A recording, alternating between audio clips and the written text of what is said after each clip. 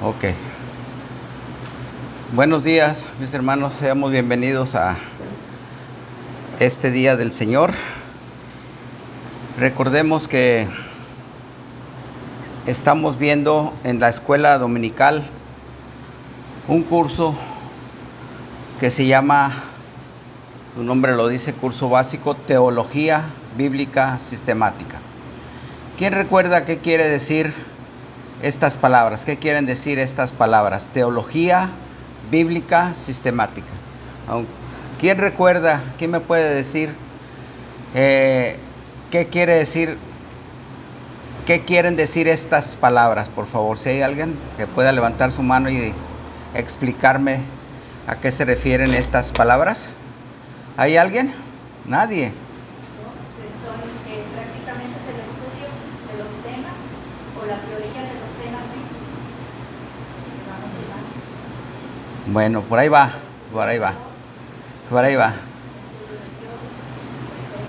Bueno, ahí está la palabra teología bíblica sistemática.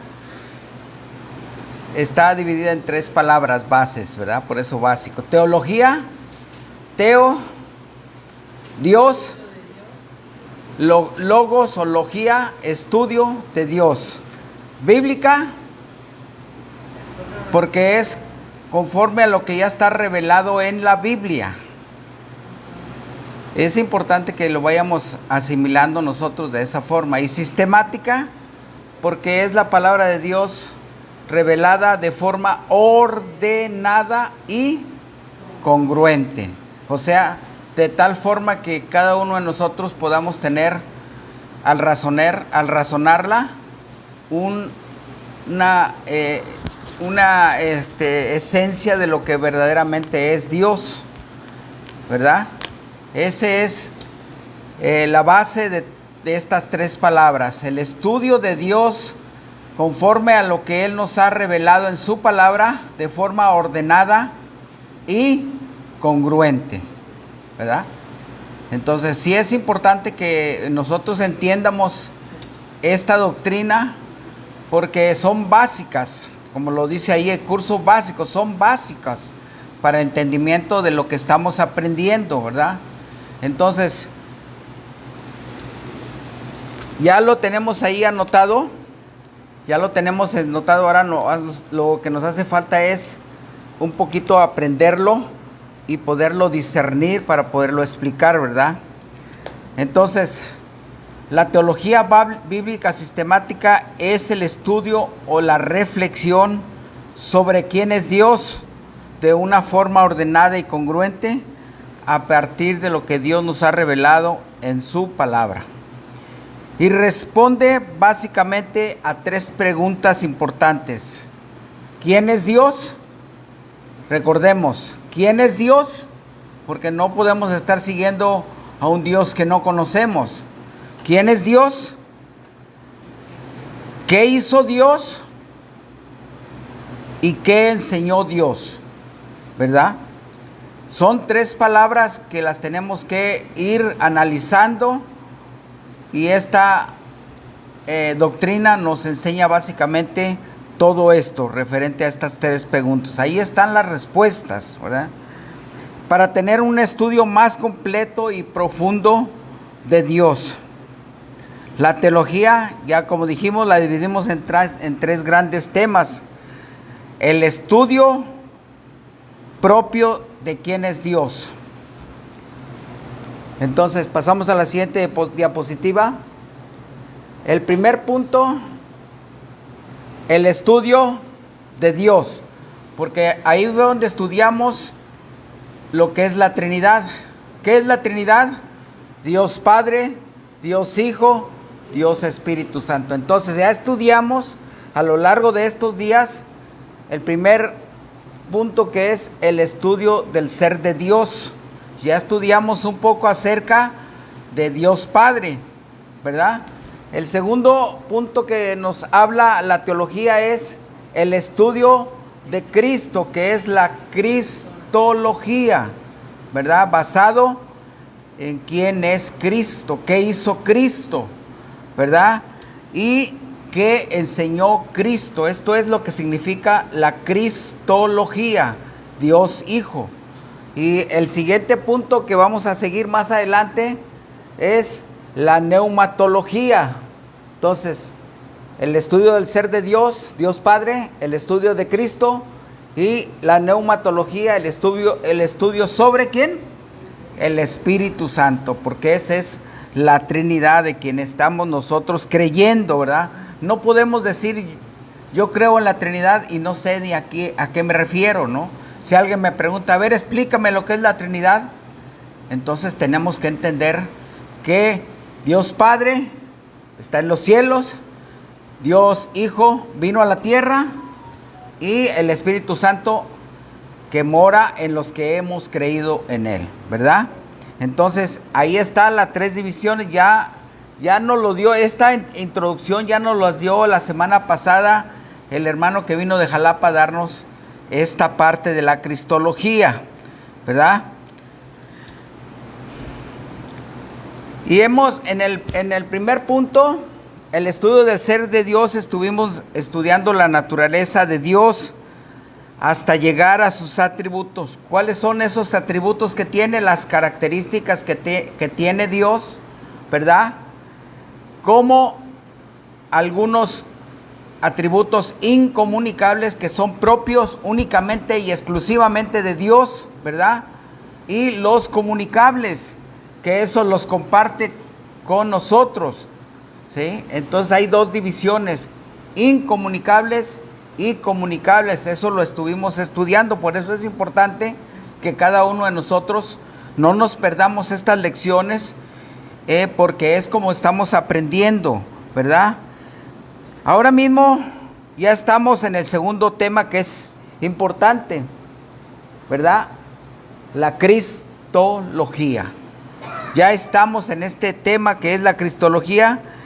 Ya vimos la semana pasada, como les dije, la expectativa mesiánica, la lección de la fe mesiánica, tercera lección, los estados de existencia de Dios, de Cristo, y hoy entraremos ya en la lección 4, que es la condición y actividad de Cristo en el estado de la preexistencia, ¿verdad?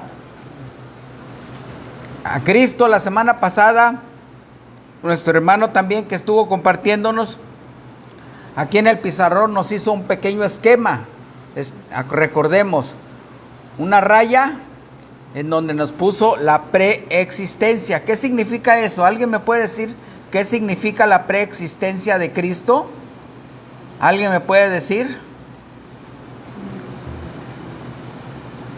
¿Alguien me puede mencionar? Bueno, es importante que también lo vayamos anotando para que no se nos olvide, ¿verdad? La preexistencia quiere decir dónde estaba Cristo, quién es Cristo antes de llegar a la tierra, porque la Trinidad está vista desde los inicios de la creación, ¿verdad? Entonces, pero ¿dónde estaba Cristo? ¿Dónde estaba el Salvador que iba a venir? Entonces, esos son los estados que estuvimos viendo, los estados de la preexistencia. Y luego nos hizo una raya hacia abajo, en donde vimos el estado de humillación, que es cuando Él se despoja de su divinidad y viene a morar en la tierra como un hombre igual a nosotros, siendo similar, no igual. Igual en cuanto a su naturaleza humana, pero Él se despoja de sus poderes divinos y viene a ser similar a nosotros, ¿verdad?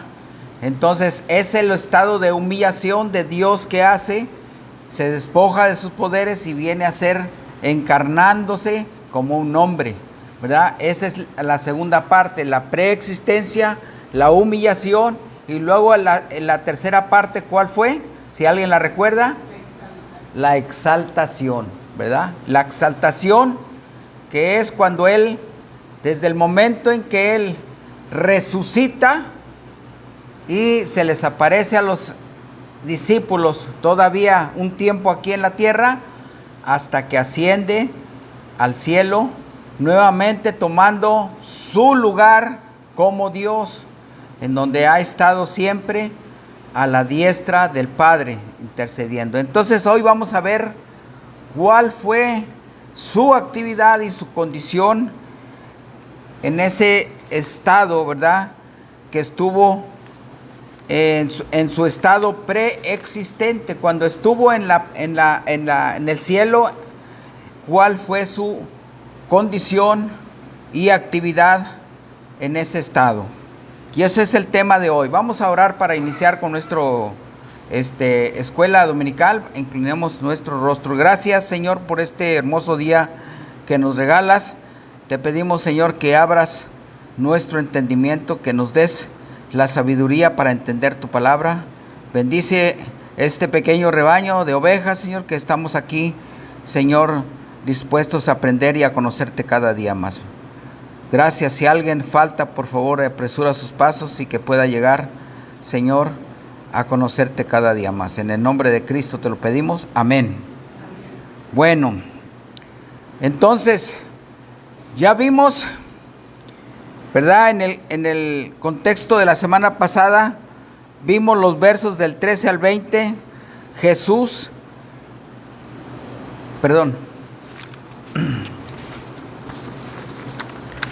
Ya vimos en el contexto de la semana pasada, la lección 3, el tema fue los estados de la existencia del Logos, y ya los mencionamos, si lo recuerdan, Filipenses 2, del 5 al 11. ¿Quién lo tiene por ahí para leerlo? A ver si lo podemos poner en la pantalla. Filipenses 2.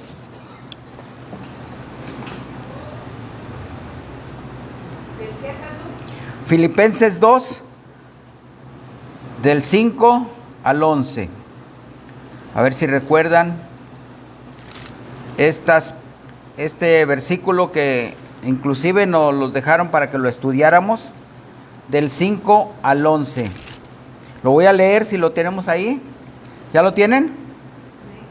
Dice: haya pues en vosotros este sentir que hubo también en Cristo Jesús, el cual, siendo en forma de Dios, no estimó el ser igual a Dios como cosa que aferrarse, sino que se despojó a sí mismo, tomando forma de siervo, hecho semejante a los hombres, y estando en la condición de hombre, se humilló a sí mismo, haciéndose obediente hasta la muerte, y muerte de cruz. Por lo cual Dios también le exaltó hasta lo sumo y le dio un nombre que es sobre todo nombre, para que en el nombre de Jesús se doble toda rodilla de los que están en los cielos y en la tierra y debajo de la tierra, y toda lengua confiese que Jesucristo es el Señor, para gloria de Dios Padre. En estos versículos aquí encontramos los tres estados de la cristología, que es estando en forma de Dios, no escatimó, tomando forma de siervo, se humilló, ¿verdad? Y después el Padre, al cumplir ya con su misión, con la obra redentora que vino a la tierra, dice, lo exaltó hasta lo sumo y le dio un nombre que es sobre todo nombre. Ahí están los tres estados de la preexistencia de Cristo, ¿verdad?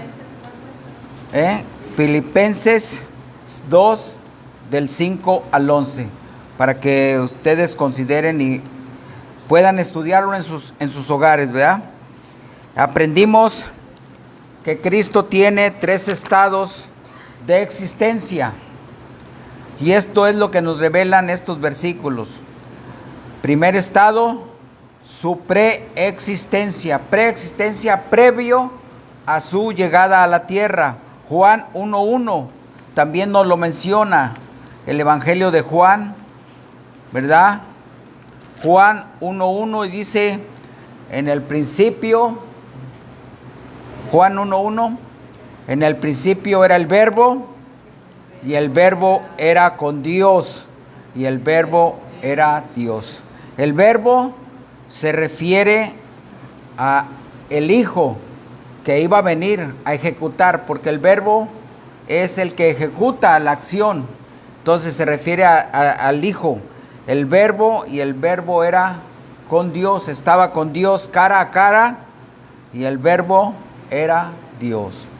Esto también nos menciona, también eso es lo que nos quiere decir este versículo de Juan 1:1. Él lo reconoce como precisamente que Él ha estado desde los inicios de la creación del mundo con su Padre. El segundo estado es su humillación. Ya lo vimos en Filipenses 2 y nos lo menciona específicamente en los 7 y 8, en los versículos 7 y 8. Por ahí lo tenías, ¿no? En Filipenses 2, pero específicamente en los versículos 7 y 8. Filipenses, ¿ya lo tienes ahí?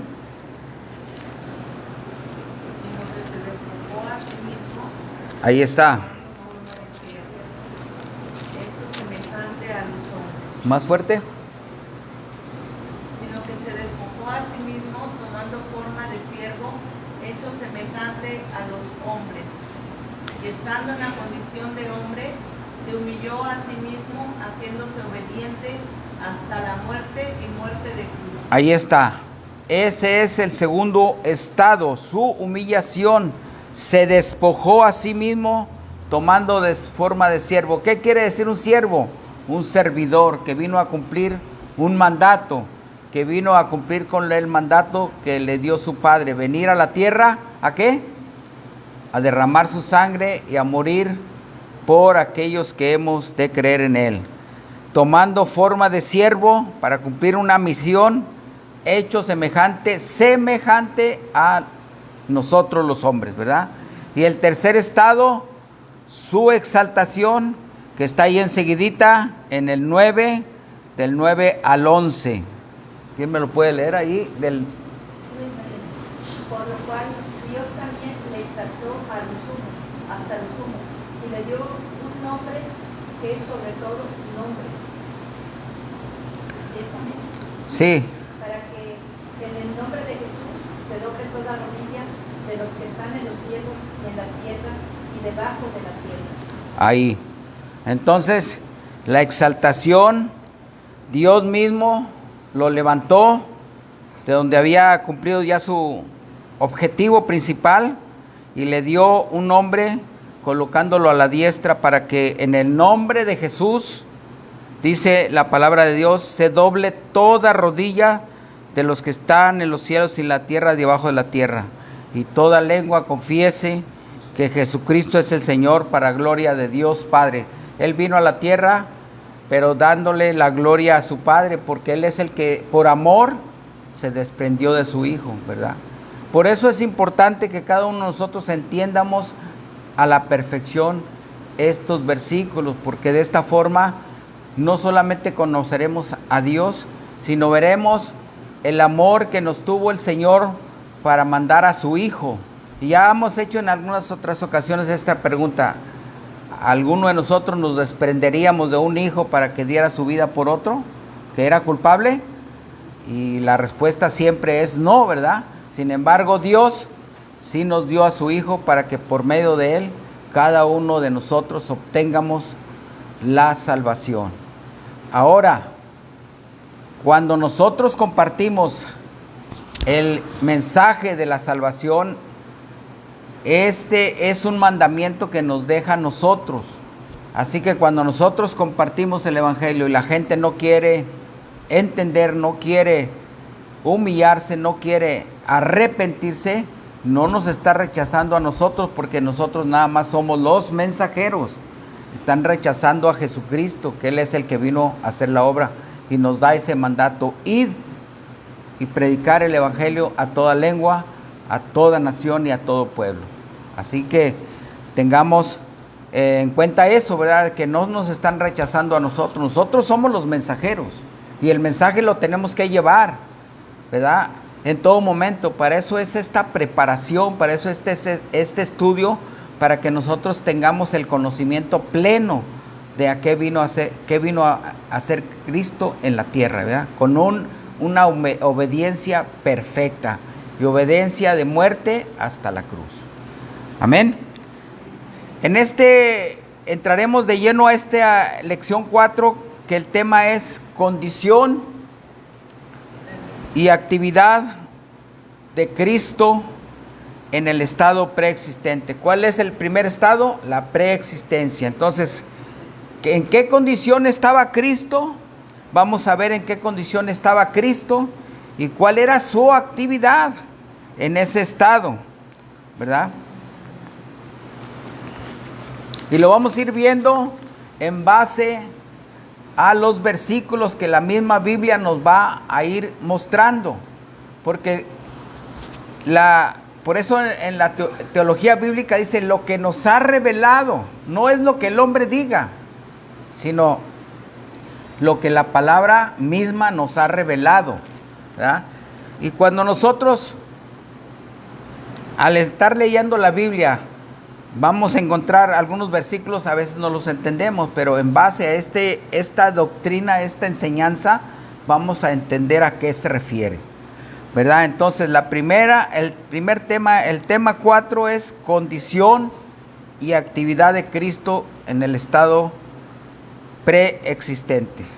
Y el versículo para aprender es Juan, Evangelio de Juan. A ver si lo tenemos por ahí. Juan 17, 5. Juan 17, 5. ¿Quién me lo puede leer, por favor? Si lo tienen por ahí. Ahora pues, Padre, glorifícame tú al lado tuyo, con aquella gloria que tuve contigo antes que el mundo fuese. Dice aquí: ahora pues, Padre, Él está en la tierra y está diciendo: glorifícame con aquella gloria que tuve. ¿Cuál era su estado en la preexistencia? ¿Cuál era su condición? Era una condición de gloria. Dice: glorifícame tú al lado tuyo con aquella gloria que tuve. Ahí nos está explicando bien claro que Él estaba en una situación de gloria. Contigo, cara a cara con el Padre, que tuve contigo antes de que el mundo fuera, desde antes de la fundación del mundo, desde antes de la creación, ellos ya estaban cara a cara, andaban los tres, Dios Padre, Dios Hijo, Dios Espíritu Santo, porque esa es lo que nos revela este versículo: con aquella gloria que tuve contigo antes de que el mundo fuera. Entonces, ¿cuál era la condición de la preexistencia de Cristo? La primera condición, tenía una condición gloriosa, ¿verdad? Él tenía una condición gloriosa, divina, en igualdad con el Padre, ¿verdad? Vayamos también a Juan 17:5. Ya la vimos, ¿verdad? Leímos también Juan 1:1. En el principio era el Verbo y el Verbo era con Dios. Ya leímos Juan 17:5. Ahora vamos a 2 de Corintios 8:9. Todo en base a lo que está revelado en la misma Biblia, ¿verdad? 2 de Corintios 8:9. ¿Quién me lo puede leer, por favor? Porque ya conocen la gracia de nuestro Señor Jesucristo, que por amor a vosotros se hizo pobre, siendo rico, para que vosotros con su pobreza fueseis ricos. Fíjense qué hermoso nos dice: porque ya conocemos la gracia de nuestro Señor Jesucristo, que por amor, ¿por qué lo hizo? Por amor a ustedes, lo está diciendo el escritor de esta carta, por amor a ustedes, ¿qué se hizo? Se hizo pobre, siendo rico, para que ustedes con su pobreza espiritual, se refiere lógicamente a la pobreza espiritual que nosotros teníamos, y Él era rico porque Él es rico en espíritu, Él es Dios, para que nosotros por medio de Él fuésemos enriquecidos espiritualmente, podamos entender esta gran virtud. Filipenses 2:6, o sea, podemos encontrar versículos que nos muestran todo esto, y eso es lo que estamos haciendo, analizando. Filipenses 2:6. El cual siendo en forma de Dios, no estimó el ser igual a Dios como cosa a que aferrarse. Así es, el cual siendo en forma de Dios, siendo Dios, no estimó el dejar de ser Dios como cosa que aferrarse, porque él sabía que tenía que venir a cumplir ese mandamiento de despojarse de su divinidad, y él no se aferró, dijo, no, es que yo no puedo, no quiero, no, yo soy obediente porque yo sé a lo que voy. Él sabía lo que venía, yo creo que sí sabía lo que venía, ¿verdad? Y entonces él se despojó y no estimó dejar de ser por un momento siendo Dios. Entonces ya vimos la primera condición. ¿Cuál era esa condición? La primera condición de Cristo era que Él estaba en una condición gloriosa y divina. Se despojó de ella. La segunda condición, para que lo vayan anotando, la segunda condición era que Él tenía una condición eterna en igualdad con el Padre. ¿La tenemos ahí? Él tenía una condición eterna en igualdad con el Padre. Al momento en que se hace hombre, Él sabía que iba a venir a morir, ¿verdad? Y esto nos lo muestra el Evangelio de Juan 8.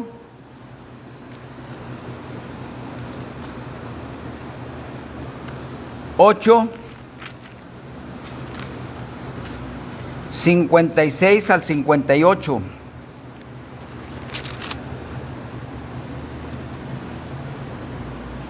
¿Quién lo tiene por ahí? Abraham, vuestro padre, se gozó de que había de ver mi día, y lo vio y se gozó.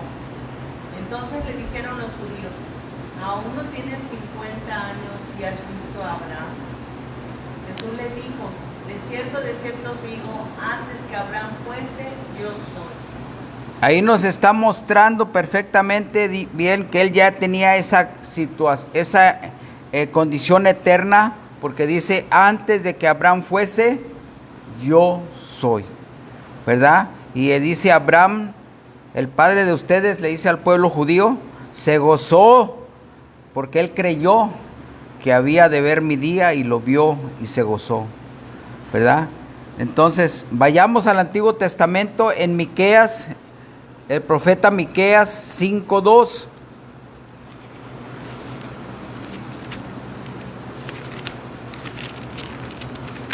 No Malaquías, Miqueas.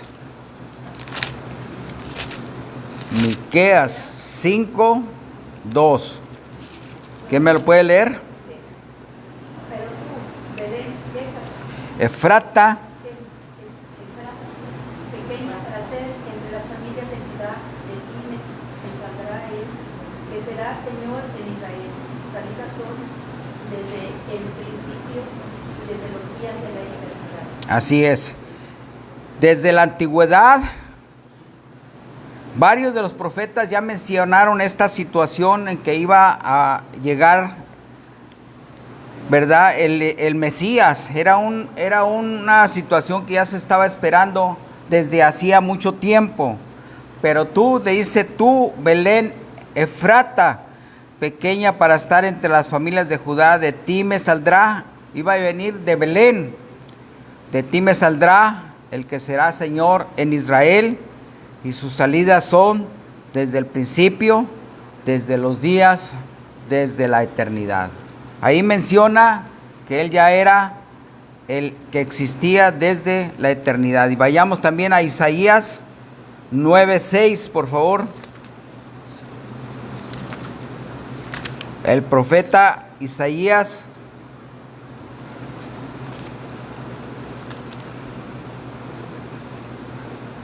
Porque un niño nos es nacido, hijo nos es dado, y el principado sobre su hombro, y se llamará su nombre admirable, consejero, Dios fuerte, Padre eterno, príncipe de paz. Algunos de los nombres con los que conocemos a Cristo, ¿verdad?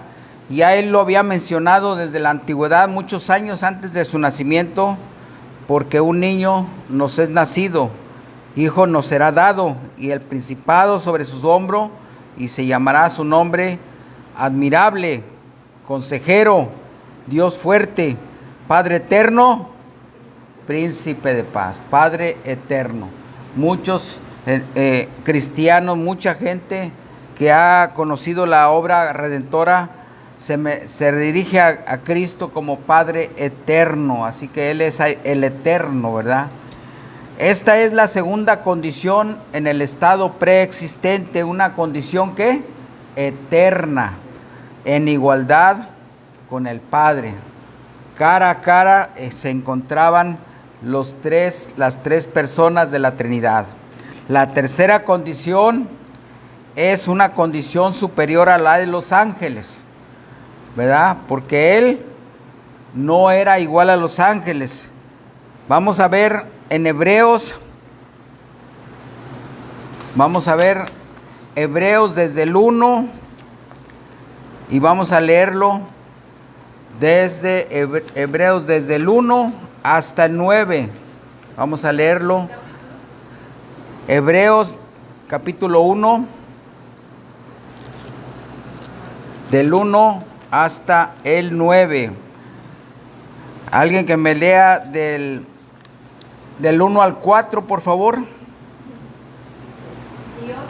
habiendo hablado muchas veces y de muchas maneras en otro tiempo a los padres por los profetas, en estos postreros días nos ha hablado por el Hijo, a quien constituyó heredero de todo y por quien asimismo se hizo el universo, el cual, siendo el resplandor de su gloria y la imagen misma de su sustancia, y que sustenta todas las cosas por la palabra de su poder, habiendo efectuado la purificación de nuestros pecados por medio de sí mismo, se sentó a la diestra de la majestad en las alturas, hecho tanto superior a los ángeles como heredó más excelente nombre que ellos. El versículo 4 nos menciona muy claro, hecho tanto superior a los ángeles cuanto heredó más excelente nombre que ellos, ¿verdad? Así que muy claro los versículos, ¿verdad? Que en donde nos menciona, ¿verdad? Que fue hecho superior a los ángeles cuanto heredó más excelente nombre que ellos, ¿verdad? Y igualmente Hebreos del 5 al 9, hay también otra porción que nos menciona que es superior a los ángeles, inclusive ahí el título superior a los ángeles. Del 5 al 9, por favor, otra persona. A ver, Olga. Dice, ¿por qué? ¿A cuál de los ángeles dijo Dios jamás, mi hijo eres tú, yo te he engendrado hoy? Y otra vez, yo seré a él padre y él me será a mí hijo. Y otra vez cuando introduce al primogénito en el mundo, dice, adórenle todos los ángeles de Dios. Ciertamente, de los ángeles dice, el que hace a sus ángeles espíritus y a sus ministros llama de fuego. Mas del Hijo dice, tu trono, oh Dios, por el siglo del siglo, cetro de equidad es el cetro de tu reino. El otro. Has amado la justicia y aborrecido la maldad, por lo cual te ungió Dios, el Dios tuyo, con óleo de alegría más que a tus compañeros. Ahí está, ¿verdad? Ahí vemos nuevamente, porque ¿a cuál de los ángeles dijo Dios jamás, mi hijo eres tú? A nadie más que a su Hijo Jesucristo, ¿verdad? Lo mencionó en algunas ocasiones, varias veces, ¿bien? Yo seré el Padre y Él será a mí mi Hijo, ¿verdad? Entonces ahí vemos la superioridad de Cristo con relación a los ángeles, que esa es la segunda condición, ¿verdad? Que vemos en este estudio la condición de superior a los ángeles, ¿verdad? Que es la tercera condición, perdón. La primera condición, una condición gloriosa divina, una condición eterna en igualdad con el Padre y una condición superior a los hombres. Esas eran las características de la condición de Cristo en la preexistencia. Pero ahora vamos a ver cuál era su actividad de Cristo en aquel estado de la preexistencia. Veamos Génesis 1:1. Dice Génesis 1:1, en el principio creó Dios los cielos y la tierra, ¿verdad? Ahí vemos una imagen de que no solamente estaba Dios, sino no estaba las tres personas de la divinidad, ¿verdad? De Dios. Y lo volvemos a ver en el versículo 26 del capítulo 1. Vayamos ahí. En el versículo 26, por favor. Entonces dijo Dios, y ahí lo vemos, versículo 26 de Génesis 1, y dice allá en plural: hagamos al hombre a nuestra imagen, conforme a nuestra semejanza, y señoré en los peces del mar, en las aves de los cielos, en las bestias de toda la tierra y en todo animal que se arrastra sobre la tierra. Entonces, ¿cuál era la actividad de Cristo en el estado preexistente?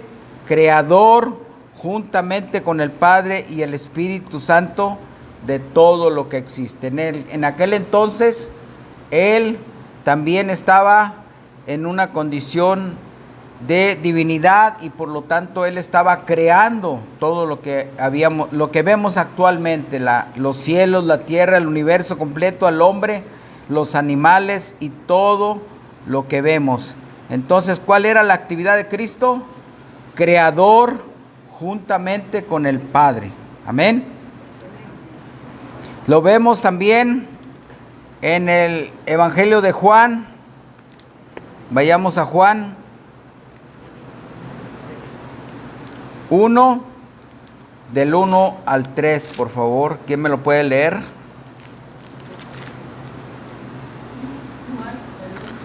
1, del 1 al 3. En el principio era el verbo, y el verbo era con Dios, y el verbo era Dios. Sí. Hasta el 3. Este era el principio con Dios. Todas las cosas por Él fueron hechas, y sin Él nada de lo que ha sido hecho fue hecho. Ahí está bien clarito, ¿verdad? En el principio era el verbo y el verbo era con Dios. Y el verbo era Dios. Este era en el principio con Dios y todas las cosas por Él fueron hechas. Y sin Él nada de lo que ha sido hecho fue hecho. Si no estuviera Él, nada hubiera sido hecho. Entonces la primera actividad de Cristo en el estado preexistente es creador. Nuevamente en este versículo nos lo revela. Colosenses 1. Colosenses 1. Otro versículo más para que reafirmemos. Colosenses 1.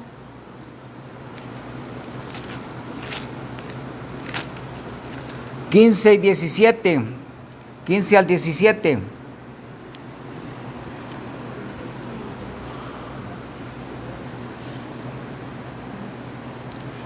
¿Ya estamos ahí? La imagen del Dios invisible, el primogénito de toda creación, porque en Él fueron creadas todas las cosas, las que hay en los cielos y las que hay en la tierra, visibles e invisibles, sean tronos, sean dominios, sean principados, sean potestades, todo fue creado por medio de Él y para Él.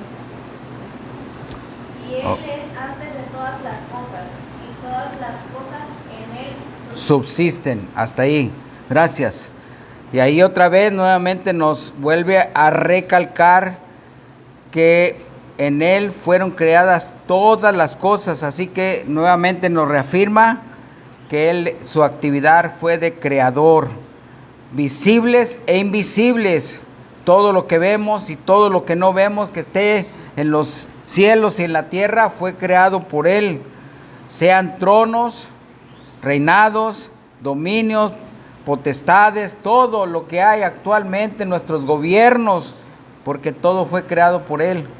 El mismo hombre fue creado por Él y para Él, ¿verdad?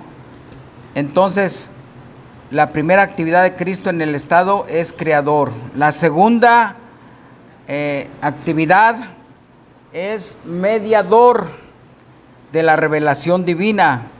Y ahí vamos a ver en Juan 1:18, por favor.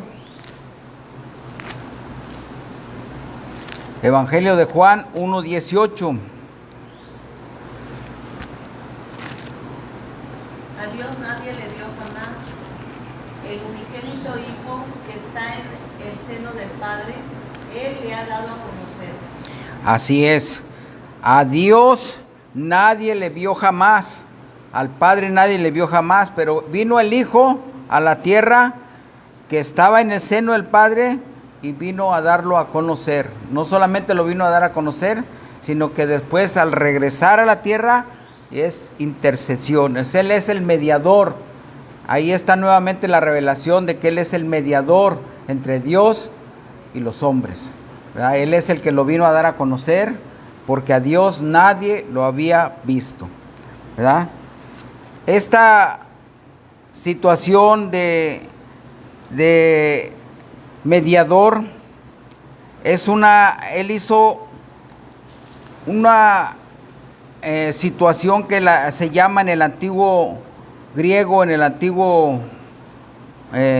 antigüedad, una teofanía, ¿verdad? Que hizo apariciones de Dios, ¿verdad? Y que se narran en distintos episodios bíblicos en diferentes lugares de el Antiguo Testamento. Él hacía sus apariciones por medio de estas apariciones como el ángel del Señor, ¿verdad? Entonces, tenemos dos actividades de Cristo, creador y mediador en la antigüedad. ¿Alguna pregunta, mis hermanos? Si es importante que todo eso lo entendamos, todo eso lo tengamos bien en cuenta, porque es una forma de lo que estamos haciendo, conociendo más a Dios. Lo estamos conociendo en persona, quién es Él, qué hizo y qué nos vino a enseñar. Él vino a hacer la revelación total de su Padre. Él vino a hacer la revelación total de quién creó los cielos y la tierra. Él vino a dejarnos toda la revelación que tenemos en la Biblia. Así que la Biblia, como palabra de Dios, la debemos de creer y es suficiente para que cada uno de nosotros creamos en ella. Lo que está escrito es la revelación plena de Dios, del Padre y de la revelación plena del Hijo. Amén. ¿Alguna pregunta, por favor, por ahí, para que no queden dudas? Tratemos de pasar estos apuntes que estamos haciendo, tratemos de pasarlos en limpio. Ahí están las diapositivas en la computadora.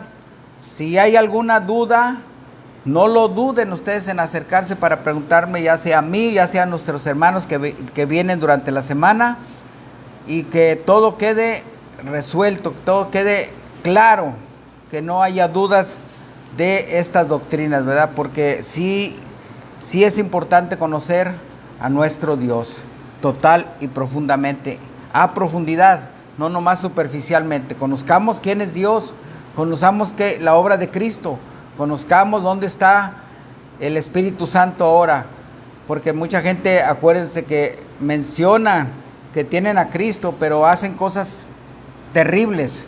Entonces no es posible que nosotros podamos creer que todo mundo tenemos a Dios, o que todos somos hijos de Dios. No, somos hijos de Dios por creación, pero más sin embargo, si no hemos llevado a cabo el proceso del arrepentimiento para que el Espíritu Santo more en nosotros, y si no hemos cambiado, porque ese proceso lleva a un cambio de vida, un cambio de pensamientos, un cambio de formas de actuar, y si no lo hemos hecho, si no estamos obedeciendo lo que dice la palabra de Dios, simple y sencillamente es porque no hemos nacido de nuevo, mis hermanos. Porque el que ha nacido de nuevo obedece la palabra de Dios, lee su Biblia, ora y no deja de congregarse como algunos tienen por costumbre. Es muy claro el mensaje que está en la Biblia, el mensaje es muy claro, y si no lo hemos hecho, pidámosle al Señor que obre en nuestros corazones para una nueva vida. Amén. Bueno, pues hemos terminado con esta lección, y si no hay dudas, vamos a dar un pequeño receso de unos 10 minutos para iniciar con la prédica de este día. Gracias a Dios por su palabra. Amén.